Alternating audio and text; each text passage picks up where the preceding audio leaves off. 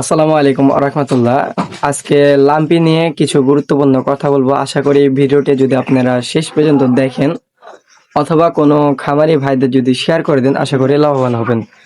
তো প্রথমে লাম্পির লক্ষণ এবং আক্রমণ নিয়ে কিছু কথা বলবো। লাম্পি মূলত শীতের শেষে এবং গ্রীষ্মকালের শুরুতে অর্থাৎ গরমের শুরুতে কিন্তু গরুর লাম্পি হয়ে থাকে। বিশেষ করে প্রায় গরুর দেখবেন ভিতর থেকে মাংস গোল আকৃতির নিয়ে পচে ঠেলে বের হয়ে আসে, চাকা চাকা হয়ে যায় এবং গরুর হাঁটুর কাছে ফুলে যায়, যার কারণে গরু 2-3 দিন ধরে শুতে পারে না। অর্থাৎ গরুর পায়ে যে অ্যালবোটা আছে সেই অ্যালবোটা ধরেন আপনার ভাঁজ করতে পারে না, যার কারণে গরুগুলা কিন্তু শুতে পারে না এবং গায়ের তাপমাত্রা বৃদ্ধি পায়, যার কারণে গরু 2 থেকে 3 দিন ধরে না খাওয়া অবস্থায় থেকে যায়। অনেকে গরু লাম্পি হয়ে কিন্তু মারাও যায়। তো যাই হোক, আজকে লাম্পি যে প্রতিকার, কিভাবে লাম্পি রোগ যদি হয় তাহলে কিভাবে ভালো করবেন ইনশাল্লাহ এটাও বলার চেষ্টা করব।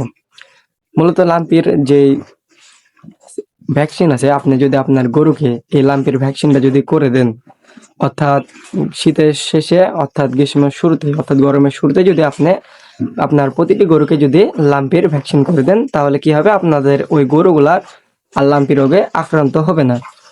এরপরও বেশ কিছু গরু যদি তারপরেও যদি আক্রমণ হয় অর্থাৎ লাম্পি যদি হয়ে থাকে, তারপরেও আপনারা চাইলে প্রাথমিক চিকিৎসা যেটা আপনারা নিজেরাই চাইলে করতে পারেন, অথবা ভেটেরিনারি ডাক্তারের পরামর্শ অনুযায়ী আপনারা চিকিৎসা করতে পারেন।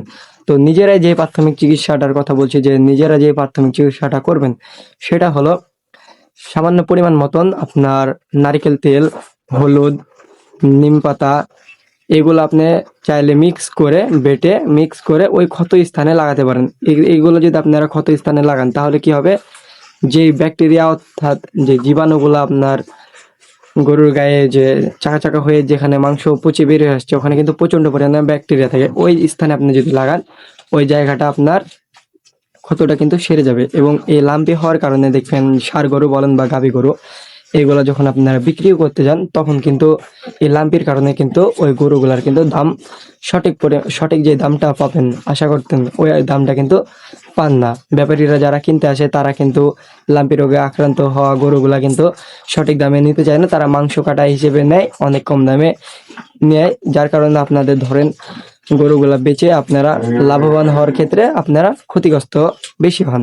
তো যাই হোক, লাম্পির যে রোগটা, এই রোগটা হওয়ার আগে সচেতন হবেন আপনারা। আপনারা যদি সচেতন থাকেন তাহলে আপনাদের খামারে বা যারা প্রান্তিক খামারি আছেন, তারা আপনার বাসা বাড়িতে যারা গরু পালন করেন, মূলত তাদের সচেতন যদি হন, তারা যদি ভ্যাকসিন আপনারা আপনাদের গরুকে যদি করাতে পারেন আগে, সঠিক সময়ে সঠিক নিয়মে যদি আগে ভ্যাকসিনগুলো করিয়ে থাকেন, ইনশাল্লাহ লাম্পি রোগ না হওয়ারই কথা। এরপরেও যদি হয়ে থাকে তাহলে যে প্রাথমিক চিকিৎসাগুলোর কথা বললাম, কাঁচা হলুদ, নিম পাতা, এগুলো বেটে নারকেল তেলের সাথে ওই ক্ষতগুলো স্থানে দিনে 3 থেকে 4 বার এই হালে 1 থেকে 7 দিনের ভিতর আপনি ব্যবহার করবেন, ইনশাল্লাহ আপনার গরু লাম্পি রোগ থেকে মুক্তি হবে ইনশাল্লাহ। আশা করি ভিডিওটি দেখে আপনারা অনেকে উপকৃত হয়েছেন। সকলে আমাদের জন্য দোয়া করবেন। আসসালাম।